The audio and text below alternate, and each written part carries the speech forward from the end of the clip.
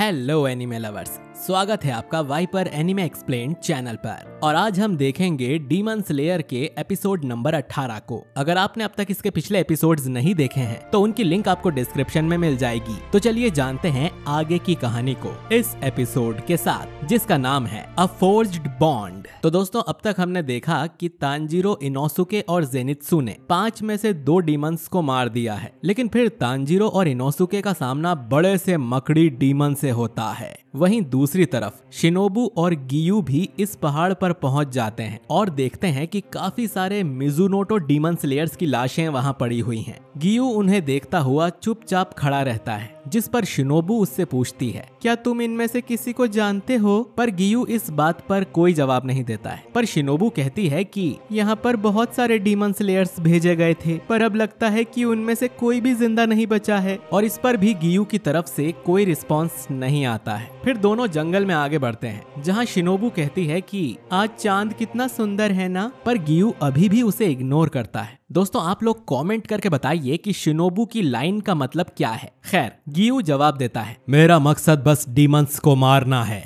तो मैं बस वही करूंगा। शिनोबु इस बात से चिढ़ जाती है और कहती है कि अगर ऐसा है तो ठीक है, हमें अलग हो जाना चाहिए और अकेले डीमंस को ढूंढकर मारना चाहिए। और दोनों अलग अलग दिशा में जाकर डीमन ढूंढने लगते हैं। यहाँ दूसरी तरफ इनोसुके बड़े डीमन से लड़ाई कर रहा होता है, जो कि इस स्पाइडर डीमन फैमिली में फादर है। वो इनोसुके से कहता है, मेरी फैमिली के पास मत आना, और उस पर अटैक्स करता रहता है। तभी तांजीरो वहां आकर डीमन के अटैक को रोक देता है और उसके हाथ पर अपनी तलवार से वार करता है, पर उसकी तलवार डीमन के हाथ को काट नहीं पाती। वो तांजीरो को पंच करने आगे बढ़ता है, पर फिर उस पर इनोसुके अटैक कर देता है। वो अपनी दोनों तलवारों से डीमन के हाथों को काटने की कोशिश करता है, पर उससे भी कुछ नहीं हो पाता। अब डीमन इनोसुके को पंच करके बहुत दूर फेंक देता है और इनोसुके बहुत घायल हो जाता है। डीमन फिर भागता हुआ इनोसुके के पास आने लगता है, जिससे इनोसुके बचकर भागता है। तांजीरो उससे थोड़ा दूर होता है और इनोसुके को बचाने के लिए वो वाटर ब्रीदिंग अटैक इस्तेमाल करके एक पेड़ काट देता है। वो पेड़ जाकर डीमन पर गिर जाता है और डीमन उसके नीचे दबकर फंस जाता है। इनोसुके को समझ नहीं आता कि ये अचानक से क्या हुआ। वो कुछ देर में देखता है कि असल में तांजीरो ने पेड़ को काटा है ताकि इनोसुके की जान बच जाए, और इनोसुके सोचता है कि ये कितना शो ऑफ करता है।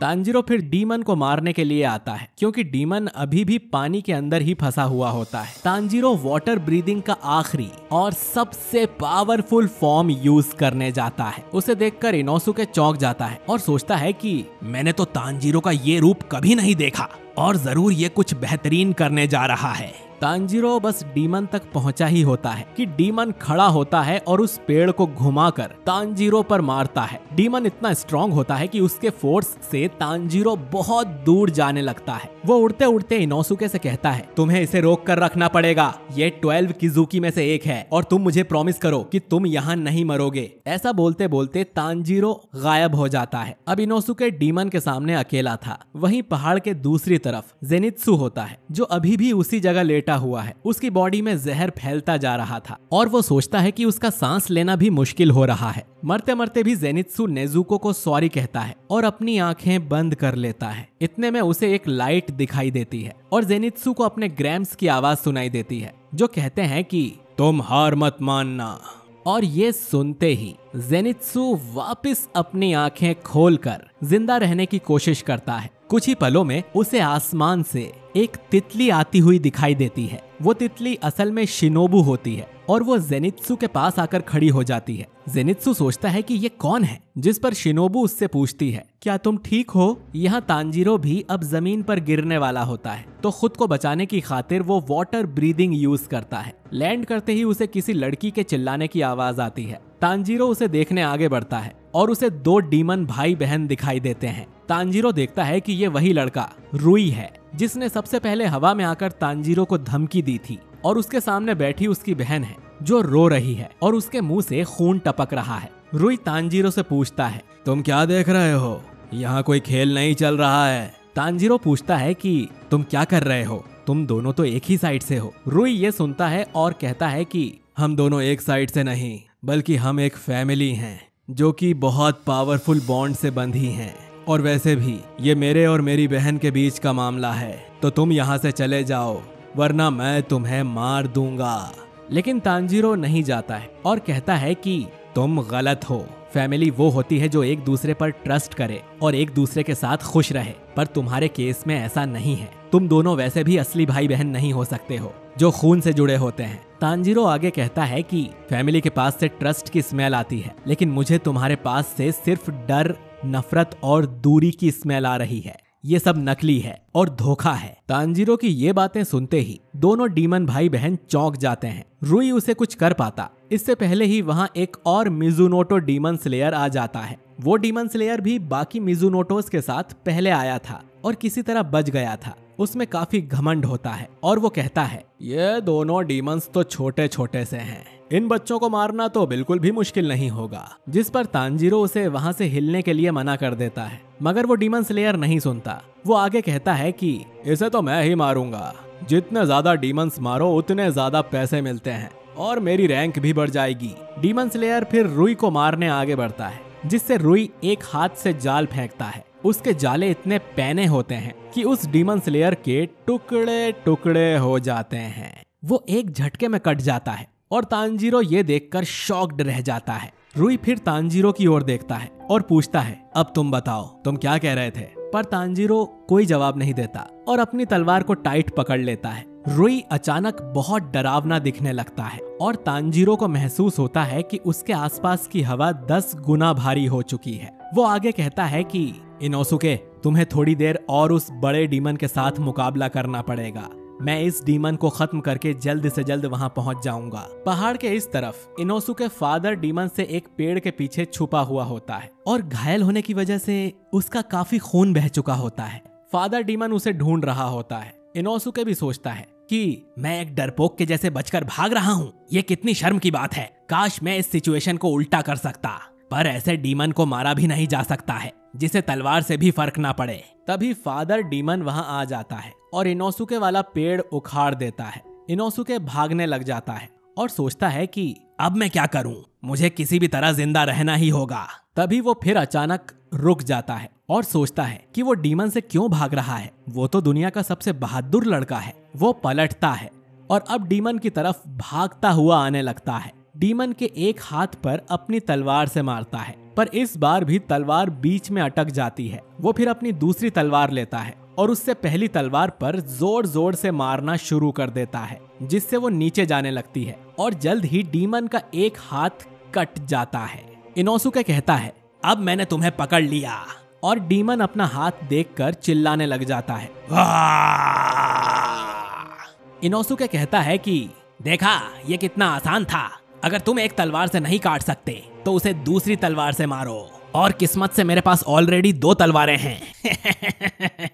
और फादर डीमन वहां से भागना शुरू कर देता है और अब इनोसुके उसके पीछे पड़ जाता है। इधर तांजीरो रुई से लड़ रहा होता है और धीरे धीरे घायल होने लग जाता है। रुई की बहन पीछे खड़ी होकर ये सब देख रही होती है और रुई कहता है कि मैं तुम्हें एक बार में नहीं मारूंगा, बल्कि मैं एक एक करके तुम्हारे शरीर के टुकड़े काटूंगा।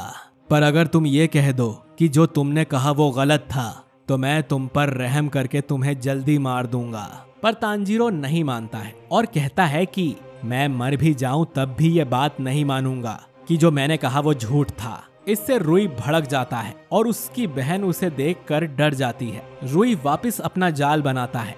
दूसरी तरफ इनोसुके फादर डीमन का पीछा करते करते थकने लगता है, क्योंकि उसे बहुत सारी चोट लगी हुई होती है और उसे एकदम से दर्द होता है और वो वहीं पर रुक जाता है। इनोसुके सोचता है कि ये तो बस एक खरोच है, तो उसे कुछ नहीं हुआ, वो बिल्कुल ठीक है। फिर वो डीमन को अपने कंसंट्रेशन से ढूंढने की कोशिश करता है और उसे पता चलता है कि वो डीमन इनोसुके के ठीक ऊपर पेड़ की डाली पर बैठा हुआ है। फादर डीमन बहुत कांप रहा होता है और दर्द से चिल्ला रहा होता है।